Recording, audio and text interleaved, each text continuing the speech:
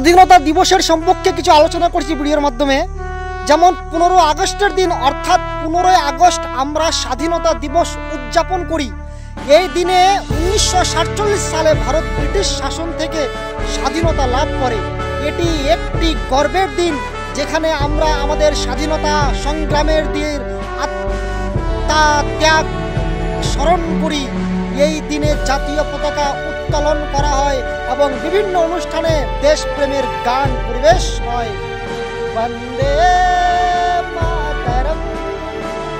স্বাধীনতা দিবস আমাদের জাতীয়বোধ এবং দেশপ্রেমের অনুভূতি জাগ্রত করে। এটি আমাদের স্মরণ করিয়ে দেয় যে স্বাধীনতা সহজে আসেনি, এর জন্য অনেক ত্যাগ স্বীকার করতে হয়েছে আমাদের ভারতীয় দেশপ্রেমীদের। আমরা এই দিনে শহীদদের প্রতি শ্রদ্ধা জানাই এবং দেশের উন্নতির জন্য নিজেদের উৎসর্গ করার শপথ নিই। তাহলে আমাদের শপথ নিতে হবে যে আমরা যেন এই দেশকে প্রেম করি। জয় হিন্দ, জয় ভারত।